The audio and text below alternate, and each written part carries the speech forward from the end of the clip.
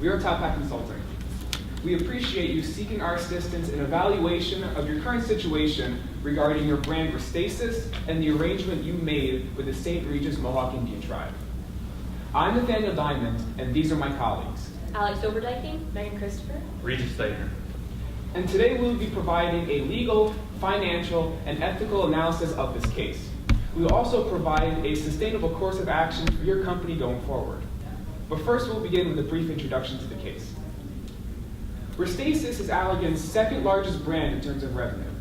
It is a prescription dry eye medication that holds 70% of the prescription eye drop market.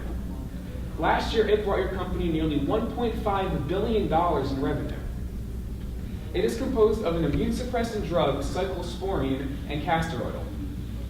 Your company has had patents on Restasis since 2003. In 2016, these patents were challenged by your largest competition in the pharmaceutical industry when they filed an abbreviated new drug application for a generic equivalent to Restasis. Your company then responded with a patent infringement suit with the United States Patent and Trademark Office. The courts decided that the defendants did in fact infringe upon your asserted claims. However, the court also decided that the patents were invalid. Following this decision, your company transferred all 6 of Restasis' patents to a Native American tribe in upstate New York. The tribe then challenged the patent review by claiming that the Patent and Trademark Office has no jurisdiction on their sovereign nation. Soon after this, the Patent Trial and Appeal Board reached a decision that an assertion of tribal immunity does not apply in a patent proceeding. Your company has since appealed this decision. I will now provide the legal analysis of this case. I will begin by analyzing the patents your company has on Restasis, as well as the challenges from your competition. I will then cover the United States District Court for the Eastern District of Texas's decision and how it affects your claims. I will then cover the transfer of all 6 patents to the Native American tribe, and finally, the legal implications stemming from this deal. To begin with your patents. Allergan began researching medication to provide relief from dry eye in the 1990s. In 1995, your company filed 2 patents, and these were the precursor to Restasis. In 2003, your company then filed 6 patents, which later became Restasis proper. In 2013, the original 2 patents expired, and soon after, in 2014, your company filed for an extension on the 6 Restasis patents. In 2016, these patents were challenged by Mylan Pharmaceuticals when they filed a motion to conduct an inter partes review to determine the patentability of these claims. Soon after this, Teva Pharmaceuticals and Acorn Pharmaceuticals filed a motion to be included with Mylan on these claims. These 3 companies then filed a motion for an abbreviated new drug application for a generic equivalent to Restasis. Your company, as you know, then filed a patent infringement suit with the United States Patent and Trademark Office. This was decided by Judge William Bryson in the United States District Court for the Eastern District of Texas. The court decided that day that the defendants did in fact infringe on your asserted claims. However, the defendants were able to prove that the claims were too obvious to be patent. They were able to prove that there was nothing novel about the Restasis formula. Following this trial, your company transferred all 6 of the Restasis patents to the St. Regis Mohawk Indian Tribe. Located in upstate New York, it is one of the poorest communities in the entire nation. But with this deal, the tribe received $13.75 million in upfront payments and will receive $15 million in annual royalties in exchange for your company's exclusive use of the Restasis formula. Also included in this deal, Allergan retains first right to sue for infringement in regards to generic equivalents, while the tribe retains first right to sue for any infringement unrelated to a generic equivalent entering the market. Now the new owners of the Restasis patent, the tribe then filed a patent owner's motion to dismiss for a lack of jurisdiction based on tribal immunity with the Patent and Trademark Office, because they believe that the office has no jurisdiction on their sovereign nation. The petitioners, Mylan, Acorn, and Teva Pharmaceuticals, wish to proceed with Allergan as the patent owners. The Patent Trial and Appeal Board were then forced to come to a decision. They had to decide on 4 questions. Can an assertion of tribal immunity be applied as a defense in the patent review process? Can Allergan, or will Allergan be considered patent owners in the proceeding going forward? Can Allergan keep the patents they have on Restasis? And finally, can the competition continue with their abbreviated new drug application, or an ANDA?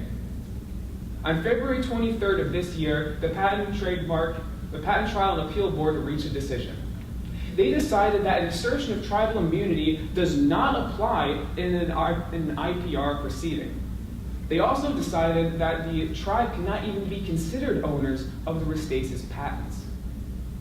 This has since been appealed by both your company and the tribe.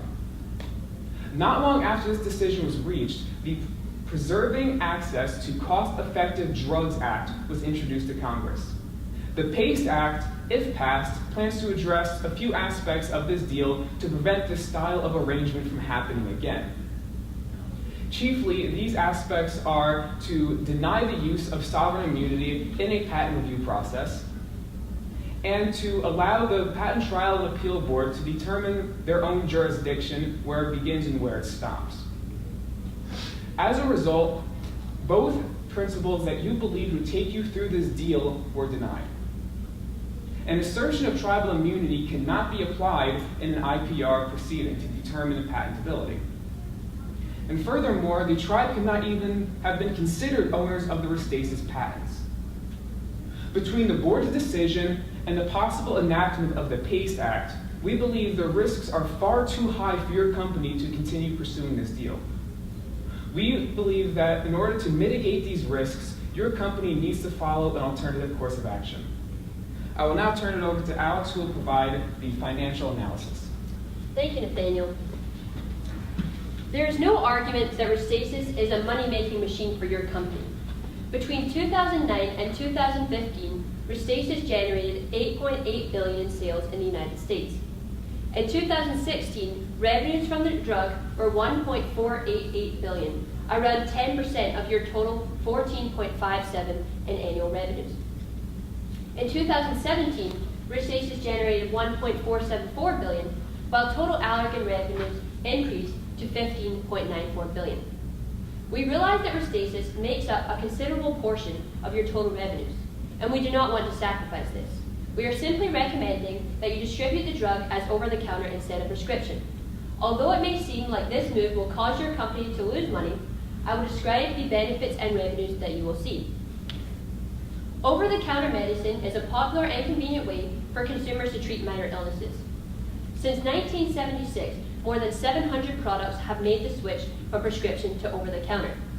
This is partly due to the multitude of advantages that over-the-counter medicine provides to consumers, the healthcare system, and companies. Households in the U.S. spend about $338 per year on over-the-counter drugs. Additionally, over-the-counter medicine is used by 81% of adults as an initial response to minor illnesses. Over-the-counter medicine is so popular because it provides households and individuals with a convenient way to treat minor illnesses where they do not have to immediately access doctors or pharmacies. It is estimated that without the use of over-the-counter drugs, more than 60 million people in the U.S. would not seek treatment. In addition, consumers may have to rely on expensive medical care to treat minor illnesses. Utilizing over-the-counter medicine instead of this high-cost medical care allows consumers to treat their illnesses. And if consumers are able to avoid half of their physician visits, $5.2 billion could be saved annually. The healthcare system also reaps benefits from over-the-counter use. Total savings are $102 billion annually. $6 to $7 is saved by the U.S. healthcare system for each dollar spent on over-the-counter drugs. Finally, from avoided doctor visits and prescription costs, productivity benefits total $23 billion for the U.S. workforce. With all of these facts, you may be thinking, what's in it for us? Well, let me explain. Users of Restasis end up spending over $1,000 per year on prescription costs. For some consumers, this is simply unaffordable. The price of your drug has more than doubled since 2008. With your company's current strategy, you're only targeting a fraction of the population that may need your product. Thousands, even millions of people in the US may be in need of a product like Restasis, but simply cannot afford to pay the amount of money that you're currently asking for. It is estimated that 40 million people worldwide suffer from minor to severe dry eye. By distributing your drug as over-the-counter, it will be more affordable for consumers and will result in a larger market for your product. Although you will bring in less money per sale, your units sold will increase significantly. Consumers will be able to access your drug at a cheaper price and more conveniently. There's significantly more access to over-the-counter medicine, as there are more than 750,000 retail outlets, opposed to only 54,000 pharmacies that sell prescription drugs. Additionally, you will have a period of exclusivity, as other companies will need time to bring their own versions of the drug to market. In addition to these past considerations, I also want to discuss the effect on your company's stock price. The recent events of the patent transfer have caused your stock price to fluctuate, and it has been unsteady. Fluctuating prices is a factor that your company should seek to avoid. Shareholders are major stakeholders in your company. It is important for them to see Allergan steady in the market. If your stock price is declining, investors may not feel confident in your company moving forward. They may sell your stock and the price will continue to decline. To give a few examples of these fluctuating prices, I will discuss how the initial deal with the St. Regis Mohawk tribe and the court decision on October 16 affected your stock price. On September 8, 2017, Allergan entered into the agreement with the St. Regis Mohawk tribe to transfer the rights covering the drug Restasis. On this date, your stock price was $231.59. However, after the deal was announced, it began to decline, and by September 21st was at $200.96. On October 8th, Judge William Bryson from the U.S. District Court for the Eastern District of Texas found that the 4 certain patents covering your drug Restasis were in fact invalid on the grounds that they were obvious. As a result, Allergan recognized an impairment of $3.23 billion related to the drug, and once again the price declined. On October 13th, it was sitting at $203.80, and by October 26th, it had declined to $174.85. As of yesterday, your stock price is sitting at $165.58. As you can see, the ongoing process of patent protection does not bode well for your company. We believe that something needs to change, and that distributing your drug as over-the-counter will benefit your company moving forward. I will now pass it on to Megan to discuss the ethical considerations of this case.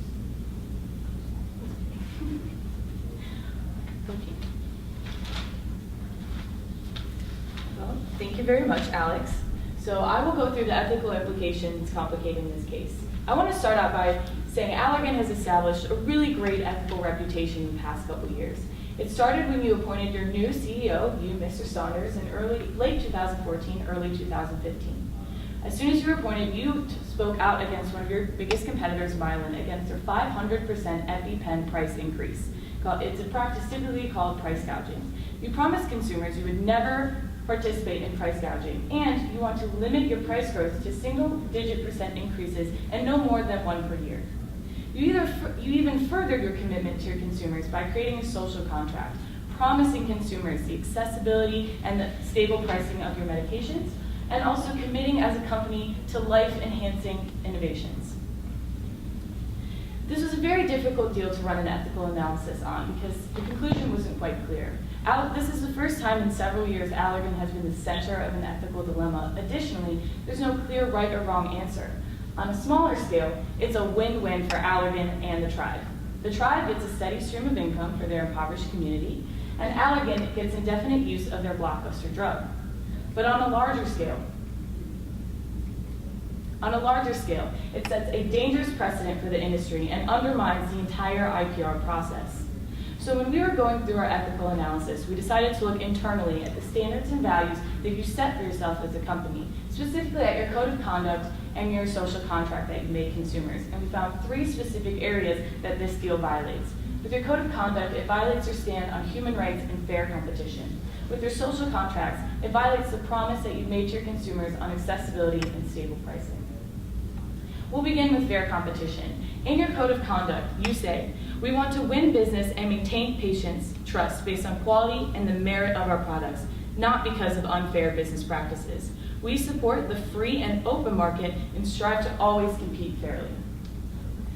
We found several violations that this deal poses for this 4-year stance on fair competition, beginning with the Restasis formula was labeled obvious, meaning that there's nothing novel about the patent or formula that protects Restasis. When you sold the patent to the St. Regis Mohawk tribe, it made sure that the patent can never be challenged or expire. You created a virtual monopoly over a patent that should no longer be protected, which does not uphold the free and open market. Additionally, you're not maintaining trust based on quality or merit. You're maintaining trust in a solid consumer base based on lack of other options. Next, we'll address the human rights and the respect for your supply chain. You vow to always respect the members of your supply chain. The St. Regis Mohawk tribe is now a member of your supply chain. In exchange for the use of their patent, you pay them licensing fees every year. Your code of conduct says that we will work to be good corporate citizens wherever we operate by respecting the human rights at every level of our supply chain. We've come to the conclusion that you're not respecting the St. Regis Mohawk tribe in this deal because they are being disproportionately compensated. You make nearly $1.4 billion every single year off of Restasis, but you're only paying the tribe $15 million. That's less than 1% of the revenues that you make from Restasis. Considering that a patent is typically valued at the present value of all the cash flows that are protected by that patent, you are disproportionately compensating them, therefore disrespecting and taking advantage of the impoverished state of your supply chain. Next, in your social contract, you've committed to risking billions of dollars to develop life-enhancing innovations. Investments doesn't stop when the drug is first approved by the regulator. For many treatments, we invest more money in the R&D after the regulatory approval than we did before the first regulatory approval. It is obvious you are not risking anything to protect the drug that makes you nearly $1.4 billion a year. You're shielding this drug that can no longer be deemed innovative behind sovereign immunity. The patent was denied once again due to obviousness. The formula for Restasis has not changed since it was originally developed in the early 2000s. The only thing that was extending your patent was the methodology of the formulation, the different packaging, and the amount of dosage that you were giving to your consumers. This shows no commitment to innovation because you haven't improved or changed the formula since its original conception. Finally, before I pass it off for the recommendation, I want to stress and warn you about the dangerous precedent you're setting for the entire industry in the IPR process. You're putting at risk the entire value of intellectual property. Intellectual property currently makes up about 38% of the value of our GDP. It protects about $27.9 billion worth of jobs every single year and makes up about 52% of the United States exports. Without clear property laws, capitalism in the modern economy couldn't exist. With your potentially putting at risk the entire United States economy due to the new standards you're setting that could blur the lines for intellectual property. I want to pass it off to my colleague Regis for the recommendation.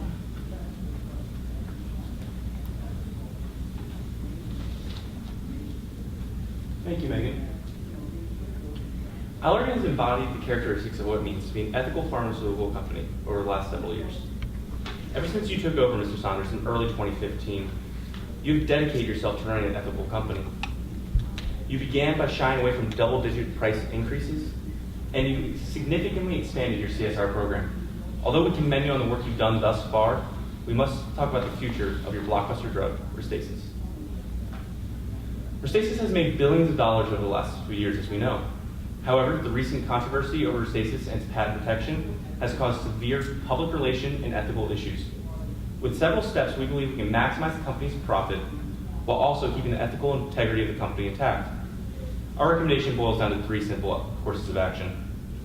First, we would like to transition Restasis from a prescription drug to an over-the-counter drug. Second, we think it is wise to continue investing heavily into your R&D department for future long-term growth. And lastly, we believe it's your moral obligation to continue to donate back to St. Regis Mohawk tribe. Now let's look at our first recommendation. We believe it is wise for Allergan to begin transitioning Restasis from a prescription drug to the over-the-counter drug. With that being said, we think you should take full advantage of Allergan's profits while the drug is still under patent. In the next 5 years, Restasis is looked to Restasis is potentially going to generate $6.5 to $7 billion in total revenue. While you're taking advantage of these profits, we believe you should begin by applying for a new drug application or an NDA with the Food and Drug Administration. For applying for an NDA and getting approval, your product must fit the following criteria. The product must have an acceptable safety margin. The product has a low misuse and potential abuse. A healthcare practitioner is not needed for the safe and effective use of the product, and the product must have appropriate labeling. After our analysis, we believe Restasis is a viable candidate for over-the-counter approval. Now, assuming that Restasis patents finally expire in late 2023, we believe it is wise to begin applying for an NDA in late 2022. The NDA process usually takes 10 to 12 months for approval. By applying in late 2022, you'll be able to have sufficient amount of time for the NDA application while also giving an ample amount of time for marketing and labeling of the product. Now, we understand we'll have to cut the margins of Restasis significantly to compete with competition. With that being said, we should begin marketing campaign 3 months in advance to gain majority market share for Restasis. Studies have shown that over-the-counter drugs that transition from prescription see a 30% increase in total quantity demanded. Overall, we would like to position Restasis and set it up in the short term for high profits, and in the long term as a cash cow for the company. Now let's look at our second recommendation. We believe it is wise to continue to invest heavily into your R&D program. Over the last decade, Allergan has invested over 15% of total revenue back into the company. Compare this to a company like Pfizer, who's done around 11% of total, invested total 11% of R&D back into their company. This increased investment will benefit you in the long run because you'll be able to create new blockbuster drugs like Botox or Restasis. And as you've said in your social contract, you want to be an innovator in the pharmaceutical industry. This won't be possible if you don't keep investing into your R&D department. And let's look at our third recommendation. We believe it's your moral obligation to donate back to the St. Regis Mohawk tribe. You exploited their sovereign immunity for your financial gain. This in turn hurt the corporation and the tribe in the end. Luckily for you, Allergan, you've been able to profit off of Restasis since the appeal, or you've been able to profit off of the drug continuously. The St. Regis Mohawk tribe is one of the poorest communities in the United States. Over 23% of the population suffers from poverty, and this $15 million investment was the tribe's last hope. As of now, the community of the St. Regis Mohawk tribe has annual revenue around $50 million, which primarily comes from its casino. We believe by expanding your early childhood education program, you'll be able to give a child a bigger and brighter future.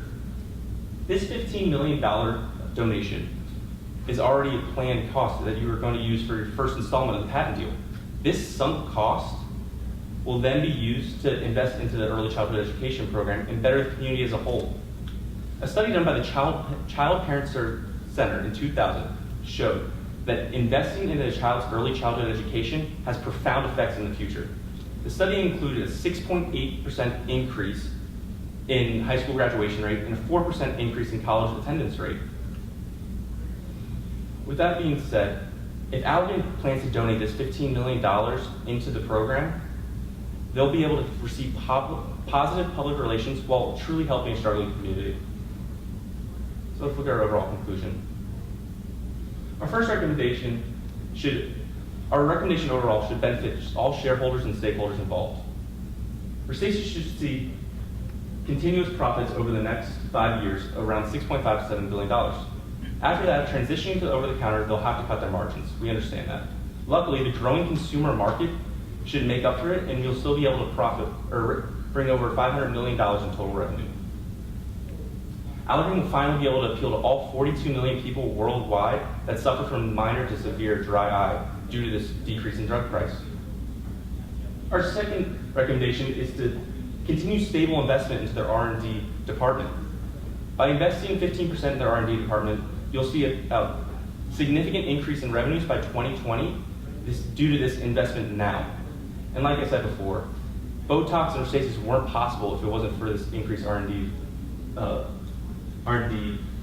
investment. And lastly, we believe it's your moral obligation to donate back to the tribe. You entered this deal trying to benefit yourselves while helping a struggling community. So why not continue to help this struggling community after the deal has fallen through? So that's the conclusion of our presentation. I would like to thank you for listening today, and I hope we can do business in the future. Any questions? Yeah, so my first question begins with, so in the context of the Texas court ruling, that effectively, if I understand correctly, invalidated the patent that existed and followed from the NDA that Allergan had on the state. Was that patent invalidated? And consequently, if it was invalidated, what in fact was, what if any value was there to what Allergan sold to on the Indian tribe? Yes, the transfer of the patents to the tribe was a maneuver to protect the patents. Both Allergan and the tribe believed that if the patents were owned in the tribe, it would be protected there. It would be a safe haven for the patent to exist. And then the tribe having the exclusive relationship with Allergan would allow Allergan to have exclusive use of Restasis while still maintaining indefinite use of the patents. The deal was hoped to protect the patents from all review and challenges due to their belief that their status as a sovereign nation would protect them from this. So the patents that were validated by the Texas court, you discussed early on in the introduction, there were two sets of patents. There was a preliminary patent and there were successive patents that were granted later. Yes. So if I understand correctly, only one group of those patents was validated by the Texas court, is that correct? That is correct. By the time of the decision, the original two patents that were filed in 1995 had expired in 2013. So those are the ones the Texas court was ruling on? The Texas court was ruling on the 6 Restasis patents. Okay. Okay. Is there an example of another, can you discuss an example of another, what had been a prescription pharmaceutical drug transitioned to an OTC drug, and how that performed in terms of financial benefit for a company like Allergan? Well, there's quite a few examples of prescription drugs that switch over to over-the-counter drugs, and one of the cost of actually switching over is not that significant. So the application itself can range between $35,000 to $70,000. There's a really large range just depending on the type of company, but since Restasis has already been a prescription drug, the cost is a little bit smaller. So for Allergan, that is an immaterial cost, and then we take into consideration that there'll have to be relabeling and advertising. So we're estimating that around $750,000. So all in all, the overall cost of transitioning this drug is less than $1 million, and considering how much Restasis actually makes for your company, it's pretty immaterial. In addition, there's been 750 over-the-counter drugs that were used to be prescription drugs, and it's done about a 30% increase in total quantity demanded, the outcome.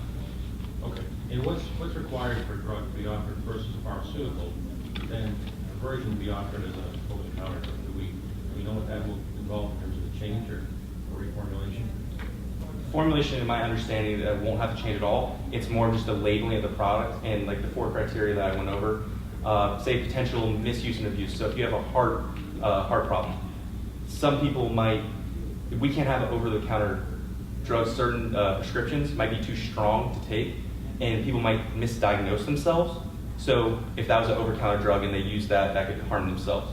So luckily, Restasis eye drops, we have low misuse and potential abuse. The actual safety margin has been, the drug's been around for about 20 years, and there's low side effects, so it is a viable candidate.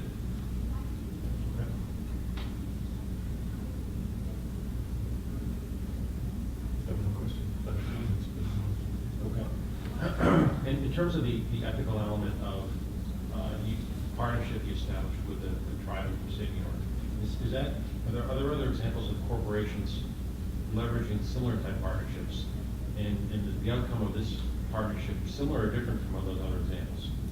So this is not the first time that a Native American tribe has used sovereign immunity to protect them from jurisdiction, but this is the first time that we've ever seen something like this, where a company or corporation has tried to sell a patent or sell something to a Native American tribe to protect it because of sovereign immunity. There has been cases in the past that Native American tribes have used sovereign immunities to protect their loan shark corporations or something like that, where they could give out loans with extremely high interest.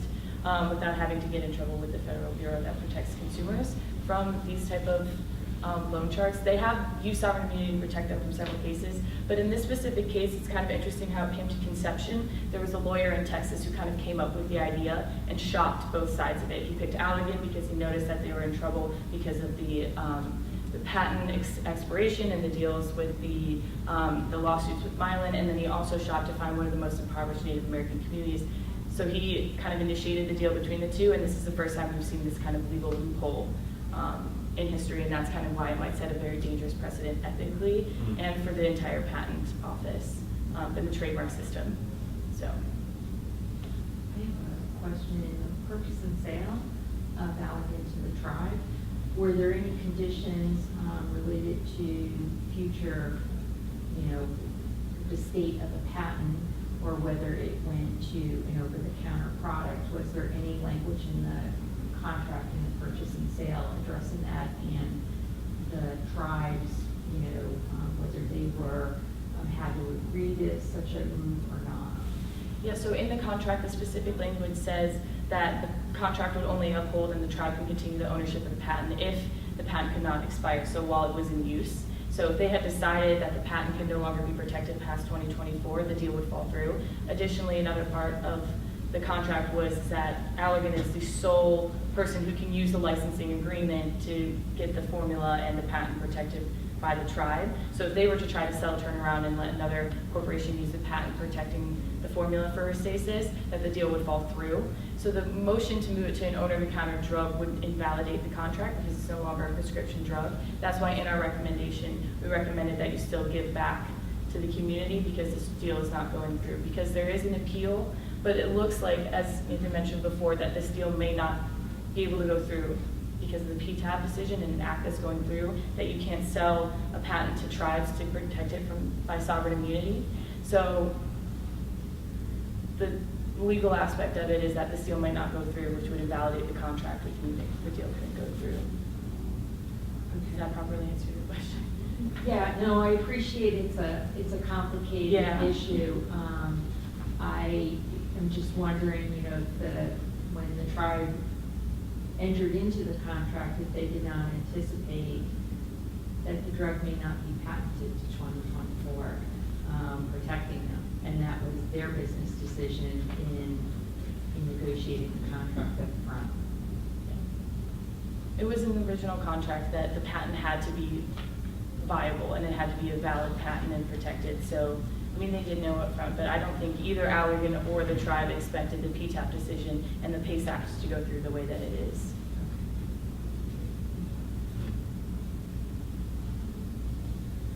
Okay. Thanks. Okay. Wow. I work for Acorn. So he's very happy with this. And I'm also involved with cyclosporin, which is the active ingredient in the drug you're discussing.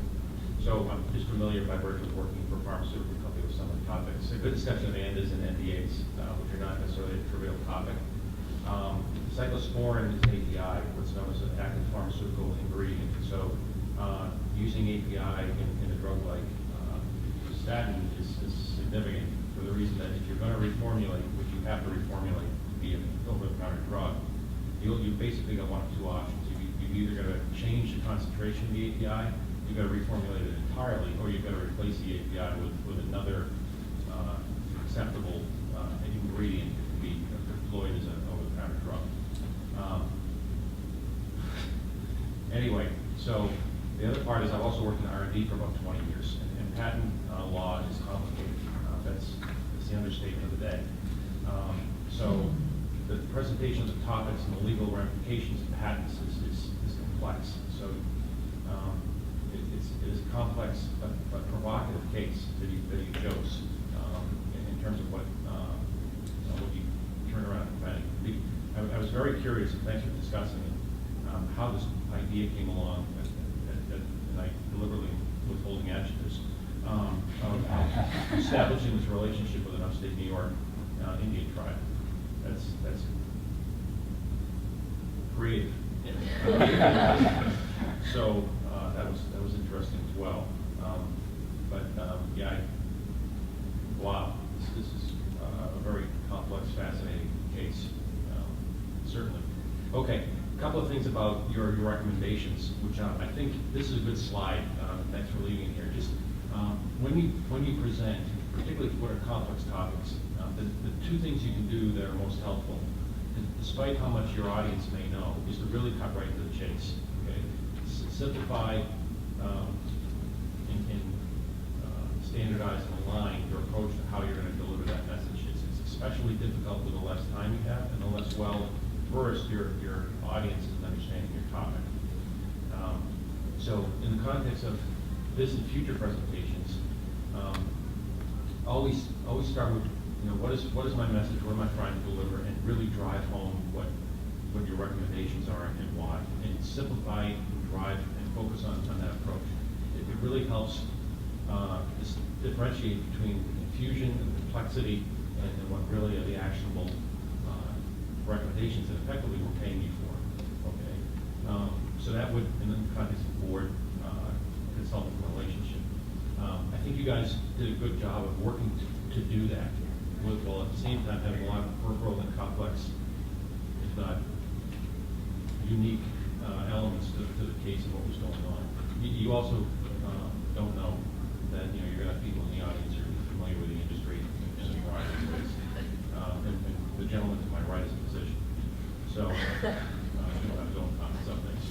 But I was impressed by the fact you had awareness of a good awareness of what an NDA or an ANDA were. Those are not terms I'd ever heard before. I worked in the pharmaceutical industry, and I wouldn't expect you to know about how you go from pharmaceutical to OTC formulations. It's not a trivial thing, but it is a remarkable case you chose. So I'm wondering if you looked at many different ones, or just happened to throw a dart and got this one, or how that happened. How did you come to choose this case? We did a pharmaceutical case last year for IBECC, so we were familiar with the pharmaceutical kind of world and the complicated cases inside it. So I think we narrowed it down from there. We were familiar with the terminology and what goes on in the industry, and I think that's a very hot industry right now for a lot of ethical dilemmas. Gotcha. And we picked this one up because it was super complicated, and there was no clear right or wrong answer, so it lent itself to a lot of really interesting research and a really interesting recommendation. That's how we shot this one out. So. Good stuff. Thank you. I want to echo that. I think you picked a very complicated case.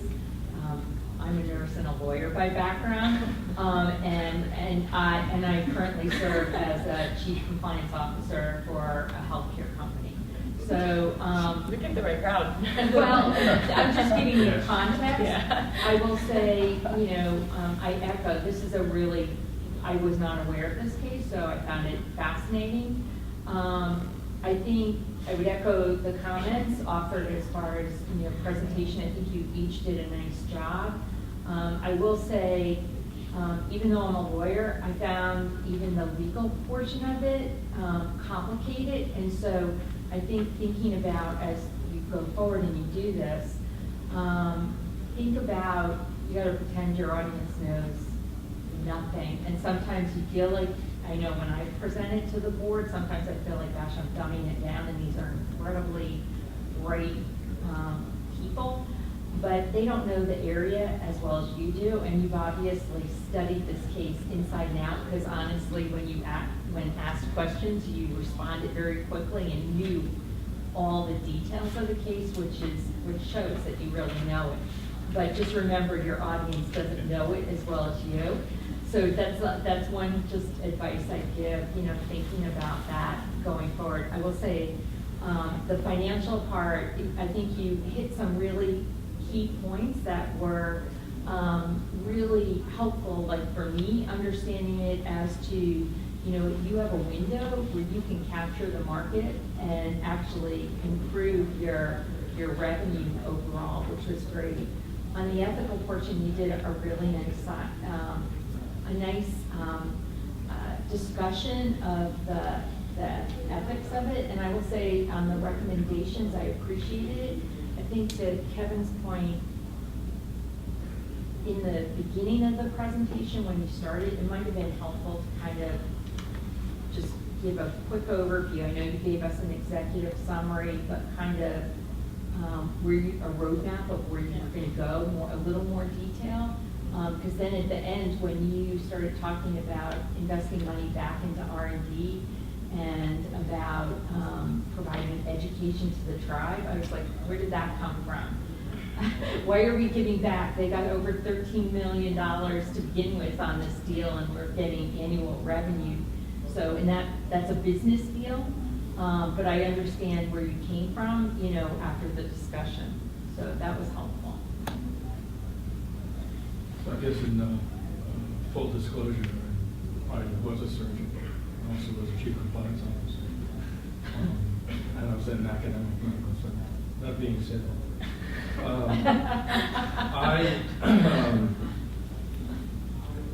I actually thought it was outstanding. And I didn't think, differing from my colleagues, I thought you laid it out well.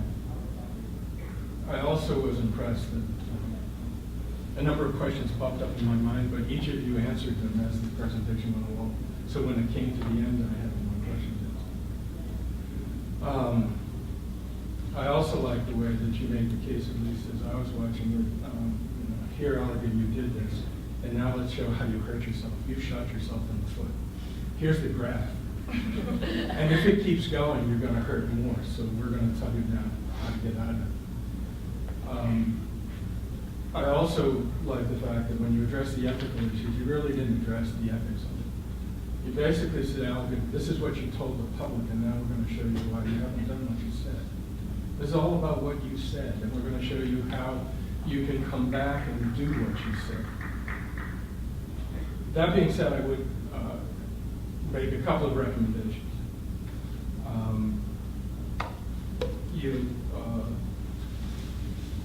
For example, you talked about giving back to the tribe.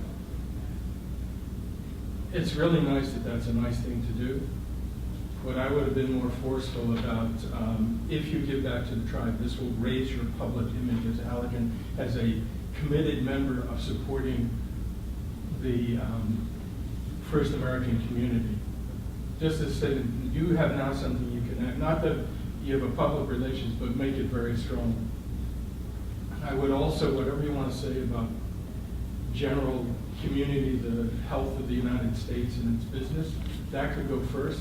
It shouldn't, you should end on the message about Allergan. Because for the most part, yes, I heard about Allergan, and then I'm sitting there saying, I don't really care about the economy of the United States and take care of itself. So a general statement about how they're committed on their social contract or whatever, this will help, blah, blah, blah. And then finish with a specific statement about Allergan, what they're doing and why it helps. Always coming back to this is why this helps you. This is why doing this makes you better. This is why doing this will make you appreciated in the community and your customers. The other thing is harping on, you hurt yourself. Not only did your stock drop, your customers, as they read about this in the paper, are going to get angry. The public's going to say you're a liar. And that's not good for a company's future. There are some companies that have done that we can look through, and they don't do very well for a long time. But overall, I personally was very impressed because I don't understand any of this. You made the legal thing, the financial thing, for me, it was simple, straightforward. I can even balance a checkbook, so thank you. This is sort of closing 3 points of feedback. First of all, your open was outstanding. Really good job. Again, you took a complex topic, and I thought you did a real good job of kind of the chase. Okay, nice work. For lack of a better expression, you left a little bit of money on the table in the context of the team member who talked to. These are the things, Allergan, you say you're about in terms of values and the way you're going to do business and the guidelines and structure by which you'll operate. Okay. You could have pounded the daylights out of us by saying this is the absolute antithesis of everything you say you're about, what you're going to, how you're going to operate, and so forth. Okay, you could have really pounded Allergan badly on that. It's remarkable. So don't leave that on the table going forward. Okay. Third thing is financial piece is hard. I'm an engineer. I'm a scientist. I didn't go to business school until I was in my 40s. I didn't know what finance was about. Okay. At the end of the day, finance really begins with those 4 or 6 big accounting statements, because that's what finance folks look at when they evaluate a company in terms of how they perform and how well they're doing and how their trends are going and so forth. So as you think about the financial piece, you started to touch on it in terms of the revenue piece and how profound this drug is to Allergan's revenue. Okay, I would look further, and again, full disclosure, at an undergrad, I had a clue what finance was about. I would expect business school teams to look at this case differently. They darn well better if they ever had the courage to take on the case. But as you think about finance, think about, okay, I've got a huge revenue stream. I've got a lot of things that are dependent on this revenue stream. I'm going to substantially jeopardize that revenue stream by virtue of this drug patent. How do I compensate for that? How do I do it? You're important about further investing in R&D, which Deb nuts on, and the part about going forward and looking at other drugs. I work in generic pharma. New drugs and NDAs are our bread and butter. They are what they are the blood through our veins of generic pharma company. So that's an opportunity to improve as you go forward. Okay. Thanks again. I would just comment on what you said, because I agree, pounding them based on their values. At the same time, be careful. You're talking to 3 people. People, as they say, is people. And at some point, you may turn them off if you pound them too hard. So you have to couch it sort of in really complimenting them, maybe pound them hard, but then say how good they've been and how this will make them better. Sandwich it. Yeah.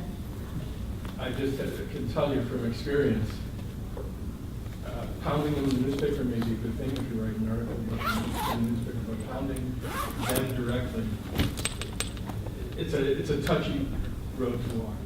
I will just add to Leon's point about that. It's hard when you're in-house to look inward, and yes, most companies have these great values, great codes of conduct, and no one's going to say, let's lie, cheat, and steal. We want to uphold these values in our code. It's hard looking inward and saying for an organization, because I've seen the inner guts of an organization wrestle with difficult decisions and how they get there. And I think sometimes what can be helpful is highlighting when this has happened in other industries, what the ramifications can be, the contradiction between what their code says and what the headlines say. And that goes to an earlier point about what's happened to other companies around this. So I think that's another sort of, it's easier to look at someone else and say, look, they did that, and maybe we shouldn't be doing this. It's sometimes harder to look inward, so just food for thought. In that situation, truly as a consultant, you see that as a warning that the informal culture of the organization bears no relationship to the formal one. And you may want to hunt it or try and seek out things about the informal culture to inform you.